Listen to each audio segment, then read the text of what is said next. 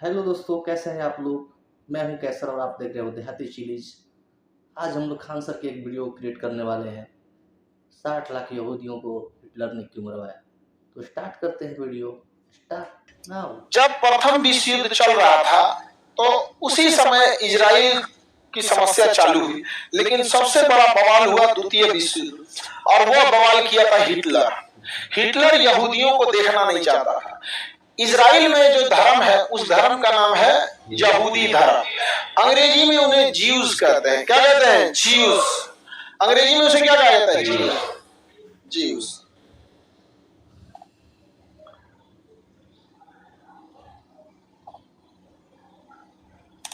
Location देखिए, सारा तांडव कहाँ हुआ था? यूरोप में। सारा तांडव यूरोप में हुआ था यहाँ पर। अब यूरोप वाले जो देश थे सब, इसमें हिटलर जो था जर्मनी का, इसने यहूदियों को मारना चालू किया। 60 लाख यहूदियों को मारा। और रियलिटी में दुनिया में सबसे ज्यादा अगर किसी धर्म के लोगों पर अत्याचार हुआ तो यहूदियों को। एक तो उनकी संख्या कम है। संख्या कम होने के दो रीजन है। पहला, वो लोग सबसे ज्यादा अगर कोई धर्म के पढ़े लिखे हैं तो यहूदी हैं सबसे ज्यादा। और पढ़े लिखे लोग जो होते हैं ना, ज्यादा जनसंख्या के पीछे नहीं भागते हैं, क्योंकि उनको पता है कि उन्हें अपने बच्चे को पढ़ाना है। और एक बच्चे को पढ़ाने में कितना खर्च है। जापान में एक बच्चे को पढ़ाने में इतना खर्च आता है कि वहां के लोग एक से ज्यादा बच्चा ही नहीं होता वहां पर। हमारे यहाँ पढ़ी तो ना तो क्या हो गई, कुछ दुकान खोल दे तो लेबर कटेगा, नहीं समझा। तो हमारे यहाँ ऐसे कोई बहुत बड़ा जनसंख्या को लेकर प्लानिंग नहीं है। लेकिन एक तो पहले ये बहुत पढ़े लिखे हैं। आगे बढ़े। दूसरा, यहूदियों का एक रूल है कि यहूदी पैदा होते हैं, बनते नहीं है। आप कहिएगा हमें यहूदी बना लीजिए, भगा देगा। कहेगा नाश्ता कीजिए, खाना खाइए, यहूदी के बारे में जानिए, लेकिन आप हमारे यहाँ आ नहीं सकते। और हमारे यहाँ आज आ जाए यहाँ पे, हम लोग क्वालिटी नहीं क्वांटिटी बढ़ा रहे हैं। समझ आई ना? कोनो अकलेल बकलेल चलाओ, बवाल करो, चुगलो, कोई मतलब नहीं है। तो ये दो रीजन है जिससे कि उनकी जनसंख्या कम है। तो यह हिटलर ने देखा कि दूसरा आदमी यहूदी बन ही नहीं सकता है। एक काम काहे ना करें, हम सब यहूदी को निपटा दे। तो हिटलर ने सारे यहूदियों को निपटाने के लिए सोच लिया। हिटलर ने क्या सोच लिया? सारे यहूदियों को निपटाने के लिए सोच लिया। इसलिए यहूदियों को पकड़ पकड़ लगा मारने। और वो एक कैंप बनाया था, कंसंट्रेशन कैंप। वहां पे ले जाके उन लोगों को मार देता था, या फिर अपने डॉक्टरों को दे देता था उसको रिसर्च करने के लिए। जैसे कोई हार्ट अटैक का दवाई बनाया था, किसी को खिलाएगा तो सोचा पता चला मार दिया तो ओकरे पे ले जाके बड़ी बड़ी मारा था इसे कंसंट्रेशन कैंप में यहूदियों को। लेकिन आप याद रखिएगा, जिन्हें ऊपर वाला भेजा है उसे नीचे वाले कभी मिटा नहीं सकते। यहूदियों को भी ऊपर वाले नहीं बना के भेजा है। इतने खराब रहते तो नहीं बनाता। जैसे डायनासोर उठा लिया, नहीं उठा लिया। अब जमीन में दो पैर पर चलने वाले को लगता है कि डायनासोर को उन्होंने खत्म किया। ये सारा जाति धर्म निपटा देते सब डायनासोर वाला। कहता आज फॉरवर्ड जात के हैं, आज नाश्ता में फॉरवर्ड चल तो फॉरवर्ड जात के मोहल्ला में घुस जाता डायनासोर। अब भूज के खा जाता, ओए कच्चे खा जाता डायनासोर उठा के। अब उसके बाद प्लान बनाएगा कि अच्छा अब चलते हैं यादव जी के मोहल्ला। और डायनासोर किसी को पहचानता है? आप ब्राह्मण है, यादव है, मुस्लिम है, ईसाई है, निपटा देता कि नहीं निपटा। लेकिन हम पृथ्वी वाले लोगों को समझ में नहीं आता है कि क्या नौटंकी की है। धार्मिक लड़ाई लड़ने वाले लोगों को मत पूछिए। तो इन लोगों ने यहूदियों को बर्बाद करना चालू किया। अब यहूदी जाए तो कहां जाए? यहूदियों को भागने के लिए कोई जगह नहीं था। हिटलर ने छोड़ा नहीं था, छोटे छोटे बच्चों को मरवा दिया था। खाना कैसे देता था? कैंप पे रखा। कैंप मतलब समझिए गांधी वादी में से देख रहे हैं, वैसे चारों ओर से घेर दिया। भाग नहीं सकते हैं। बाहर पुलिस का जो भागे मार दो उसमें। अब 10,000 आदमी रखा है, 100 आदमी का खाना दिया उसमें। धीरे धीरे मरते रहे यहाँ पे, बहुत लोग को मरवा दिया। अब इसमें यहूदियों को लगा कि अब हमें अपना देश होना चाहिए। तो पहली बार उनके अंदर अपने देश की एक भावना जागी यहाँ। और यहाँ हम आपको बताए थे, तुर्की में था ऑटोमन साम्राज्य।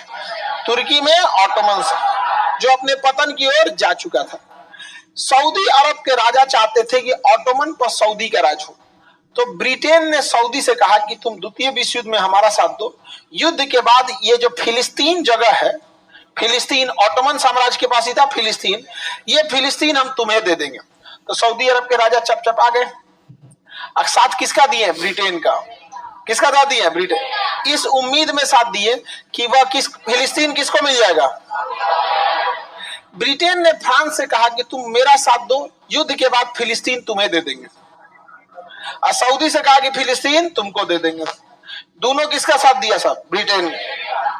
ब्रिटेन ने रसिया से कहा कि तुम हिटलर को मारो, बदले में हम फिलिस्तीन तुम्हें दे देंगे। समझ आ गया कि नहीं? और यहूदियों से कहा कि देखो तुमको तो बर्बाद ही किया जा रहा है, तुम्हें तो बर्बाद किया जा रहा है, हिटलर मार के खत्म कर देगा, हमारा साथ दो, इसके बाद हम तुम्हारा एक नया देश बना देंगे, फिलिस्तीन तुमको दे देंगे। फिलिस्तीन इसको दे दिया। समझ में आ गया कि नहीं आ गया? किसी को दिक्कत? महात्मा गांधी ने इसकी तुलना वैश्या से क्यों की है? समझ में आ गया कि नहीं आ गया? बांझ और वैश्या से तुलना किया है सबका। आगे बढ़े तो ये कई वादा किया गया कि इसको लेके जब युद्ध खत्म हुआ तो फाइनली फिलिस्तीन को यहाँ पर यहूदियों को बसा दिया गया। फिलिस्तीन के बाद किसे बसा दिया गया? अब ये जमीन की लड़ाई धर्म की लड़ाई बदल गई, क्योंकि फिलिस्तीन मुसलमानों का गढ़ था। और फिलिस्तीन में सबसे जो वहां पे अल अक्सा मस्जिद है, फिलिस्तीन में कौन सी मस्जिद है? अल अक्सा मस्जिद। मुसलमानों में मक्का मदीना के बाद तीसरा पवित्र जगह अगर कोई है तो अल अक्सा मस्जिद है। अब वहां धार्मिक जुड़ाव है। और अल अक्सा मस्जिद के बगल में यहूदियों का है, समझ आ गया? सिनेगाग, यहूदियों का पूरा स्थल सिनेगाग। दुनिया का सबसे पुराना सिनेगाग वही अल अक्सा मस्जिद के बाद। अब यहूदी कह रहा है कि हमारा होना चाहिए, मुसलमान कह रहा है हमारा होना चाहिए। समझ में आ गया नहीं आ गया? और दोनों के लिए धार्मिक चीज समझ में आ रहा है नहीं आ रहा? जैसे हिंदू धर्म में मथुरा है, अयोध्या है, केदारनाथ है, बद्रीनाथ, वैसे इस्लाम में क्या है? मक्का है, मदीना है और अल अक्सा मस्जिद। अब बताइए फिलिस्तीन में अल अक्सा मस्जिद को छोड़ेगा मुस्लिम? जबकि फिलिस्तीन तो उसी का था। अब ब्रिटेन ने क्या किया? जबरदस्ती बसाया। कैसे जबरदस्ती? पाकिस्तान बसा दिया। बसा नहीं दिया जी। अब हम लोग चिल्लाते रह जाए पाकिस्तान हमारा चिल्लाते रह, बसा के चल दिया। और ईसाइयों का भी पवित्र जगह है वो। फिलिस्तीन का एक जगह है जेरूसलम, फिलिस्तीन का जगह है जेरूसलम। उस जेरूसलम में अल अक्सा मस्जिद और उसी अल अक्सा मस्जिद से सच के सिनेगाग, यहूदियों का सिनेगाग, मुसलमानों का अल अक्सा। और वहीं पर है एक जगह बैतलहम जहां ईसा मसीह का जन्म हुआ। किसका जन्म हुआ? ईसा मसीह। बैतलहम। तीन धर्मों का पवित्र स्थल हो गया जेरूसलम। अब ये जमीन की लड़ाई बन गई धर्म की लड़ाई, जमीन की लड़ाई। अब ये मामला गया यूएनओ में। मामला गया यूएनओ केवल पश्चिमी देशों के लिए एक संगठन है, वो उन्हीं के लिए काम करता है, हम लोग का कोई बात नहीं सुनता। चलो यूएनओ का के काम करो, 51% दे दो किसको? यहूदियों को। 51% दे देते हैं हम इजराइल को, कह के तुम अपना देश बना लो। अब 49 दे देते हैं किसको? मुसलमानों को, फिलिस्तीन को। ऐसा बात आ गई बीच वाला फिलिस्तीन होगा और उसको दोनों रखा। देखिए अंग्रेजों का प्लान देखिए, ऊपर भी इजराइल नीचे भी इजराइल, जबकि जगह किसका था? फिलिस्तीन वालों का। अटल बिहारी एक बार हम बोल दिए थे कि फिलिस्तीन रियलिटी बता दिए, कई को करा कि ये देखिए ये फिलिस्तीन वालों का साथ दे रहा है, सऊदी अरब का साथ दे रहा है। हम उठाए अटल बिहारी वाजपेयी का पुराना भाषण 2001 का। उन्होंने बोला था कि अरब वालों को अरब की जमीन मिलनी चाहिए, फिलिस्तीनियों को फिलिस्तीन की जमीन मिलनी चाहिए। उसके बाद हम दिखा देख ले यहाँ पे। समझ में आ गया कि नहीं आ गया? जो हमारा प्रधानमंत्री बोल रहे हैं, हमको बोलने में क्या जाता है? अब हम कहें कि कुछ ऐसा बात बोले कि तुम खुश रहो, बाहर में जाओ, तुम खुश रहो। समझ में आएगा? हम लोग शिक्षा से खुश रहो, जो है वो बताएंगे आपको। एक पक्ष कह रहा है कि इजराइल का साथ दो, और एक पक्ष कहता है कि फिलिस्तीन का साथ दो। अरे दोनों में से हमारा साथ कौन देगा? पहले ये बताओ। ना फिलिस्तीन हमारा रिश्तेदार, ना इजराइल हमारा रिश्तेदार। हमारे लिए कौन मुसीबत में खड़ा रहेगा? हम उसका साथ देंगे। बिजनेस, व्यापार, स्टडी, ये से हमारा साथ देने लगते हैं। अरे हम आदमी है कि भगवान है लोग? भगवान ही बदले में कुछ नहीं मांगता है। आदमी तो बदले में मांगता है कि नहीं मांगता? नहीं समझे? हमारे देश के लिए खड़े रहो, हम तुम्हारे लिए खड़े रहेंगे। अब पूरे अरब देशों ने बवाल कर दिया कि नहीं होने देंगे, हम एक होकर लड़ेंगे, जहन्नुम दिखाएंगे, कयामत ला देंगे, मार डालेंगे। फिलिस्तीन वाला कह रहा है कि हमारे साथ गलत हो गया, हमको मारा है, यहूदियों ने मार दिया, हमको ये किया। सारा अरब देश एकवट गया और सऊदी अरब तो पूरा करकरा के लगा था इनको, क्योंकि इनको कहा था कि इजराइल इनको मिलने वाला है। सब मिलकर हमला कर दिया किसके ऊपर? इजराइल का। इस लड़ाई में इजराइल ये लड़ रहे थे लोग जीतने के लिए, ये सातों देश 6 देश मिलकर लड़ रहे थे जीतने के लिए, और इजराइल लड़ रहा था अपना अस्तित्व बचाने के लिए, क्योंकि अगर यहां से उजड़ा तो दुनिया से उजड़ जाएंगे। इन यहूदियों ने मिलकर इन 6 देश को हरा दिया यहाँ पर, और 49% के बाद 84% कब्जा लिया। कहां से 51 ना 84 ले लेंगे यहाँ। और आज भी कहते हैं लोग कि डेली आने वाले 30-40 साल में पूरा फिलिस्तीन खा जाएगा, इजराइल पूरा का पूरा खा जाएगा। लड़ने की हमें हिम्मत है नहीं, और पूरा का पूरा क्या कर रहा है? कब्जा लेता है यहाँ पर। कौन? इजराइल। आप देखिए ध्यान से, ये पीला वाला एरिया दिख रहा है और ये एरिया दिख रहा है, पहले ये कंप्लीट था फिलिस्तीन। कंप्लीट क्या था? फिलिस्तीन कंप्लीट। अभी फिलिस्तीन देखिए, ये दिख रहा है। बाकी कौन कब्जा लिया? इजराइल। कब्जा लिया कि नहीं कब्जा लिया? इजराइल। अब तनी सा इधर दिया, यही क्या है? फिलिस्तीन। बाकी कब्जा कौन कर लिया? इजराइल। गारंटी किसी कोई लड़ नहीं सकते हैं। अरब वाले बस बदुआ दे सकते हैं, तुम्हारे ऊपर जुल्म होगा, बिजली गिर जाएगा, उल्का पिंड गिर जाए तुम्हारे ऊपर, धरती तोरे नीचे से फाड़ के निकल जाए बाहर, फुल मैग्मा फेंक दे बाहर का, कोर का मैग्मा तोरे ऊपर गिर जाए पूरा। यही से बात बोलेगा, लड़ नहीं सकता इस। और हम ये बात बोल देते हैं तो लोगों को खराब लग जाता है कि तुम जहन्नुमी, तुम्हें क्या पता? नहीं, तुम्ही को पता ही है। अरे नहीं लड़ सकते भाई इजराइल। इजराइल जानता है आपकी कमजोरी, आप उस इंसान से नहीं लड़ सकते जो आपकी कमजोरी जानता है। इजराइल अच्छे से जानता है इनकी कमजोरी क्या है, इनको गुस्सा बहुत जल्दी आता है। इसलिए इजराइल क्या करेगा? नियम बना दिया कि ये सेना नहीं रख सकते हैं।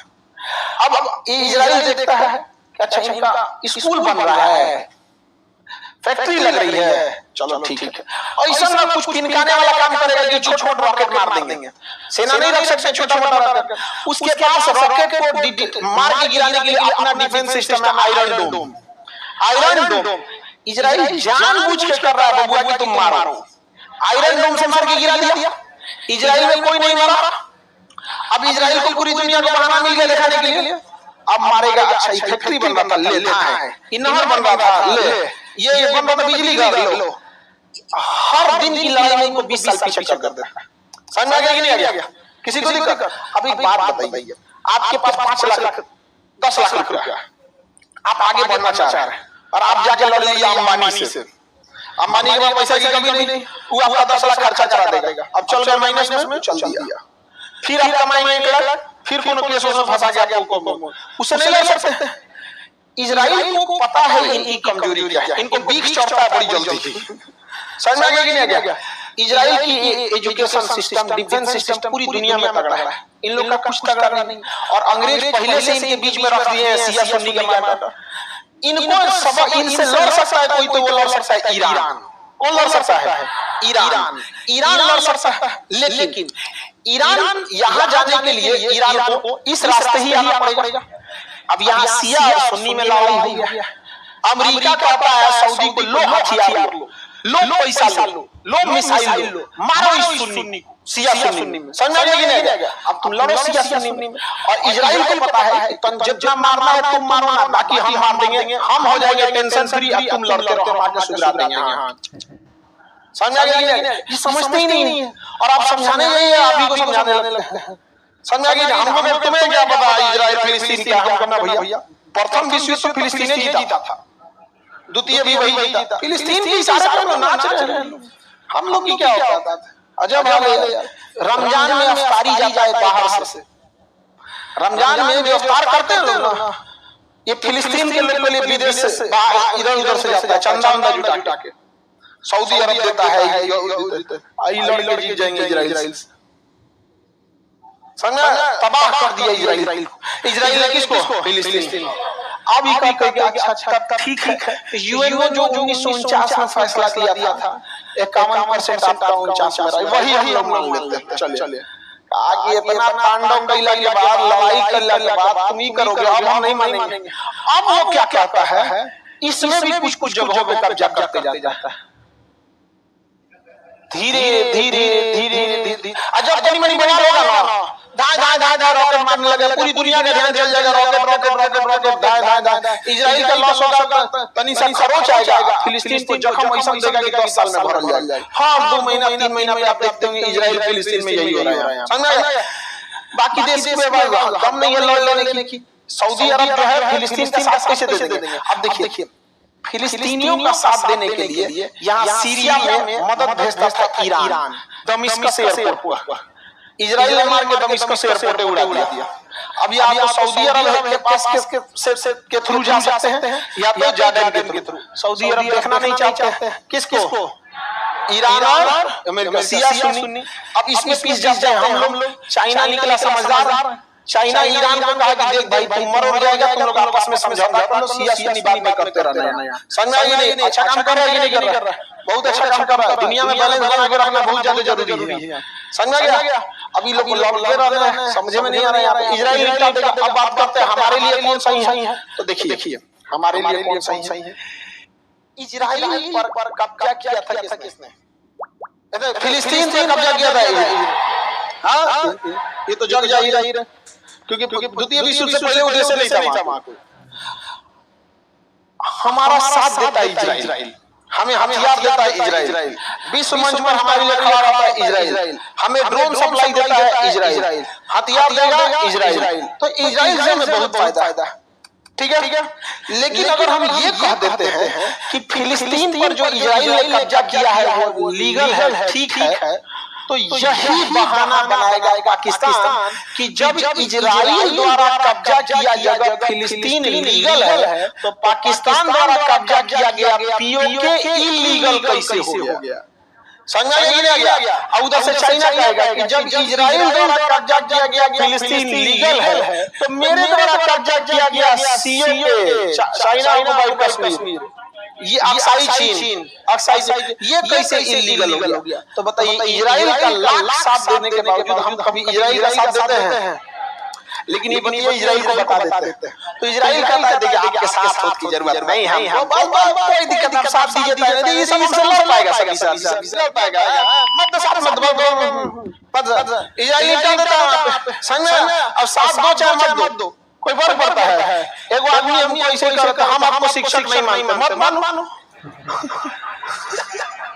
अरे तुम्हारे मानने में हमारा क्या फर्क पड़ता है? हम आपको शिक्षक नहीं मानते, मत मानो शिक्षक, मत मानो। हम क्या कर सकते हैं? आप आंख बंद कर लीजिए तो सूरज ढक जाएगा, मत देखो। अजब इजराइल नहीं कहता मान्यता दे, कोई दिक्कत नहीं है, भारत का आप टेंशन मत लीजिए, हमेशा। अब हम फिलिस्तीन का साथ देते हैं, रीजन क्या है? फिलिस्तीन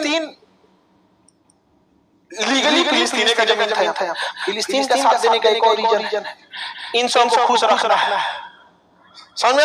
ऐसा तनिए से खुश हो जाता है, बस तारीफ कर दी। फिलिस्तीनियों पे जुल्म हो रहा है, रमजान में तनी सा क्या भेज देता है भारत, कुछ यहाँ पे कुछ भेज दीजिए, मदद राशि भेजते रहिए, बाकी निपटा देते हैं। हम लोग भी कहते हैं कि दोनों राष्ट्र होना चाहिए। हम यही कहते हैं कि इजराइल को भी जमीन चाहिए अपना अस्तित्व बताने के, और फिलिस्तीन को उतना अधिकार मिलना चाहिए। हम ये बात दोनों कहते हैं, लेकिन और वाले कहते हैं इजराइल नहीं रहेगा। अरे कहाँ जाएगा तब?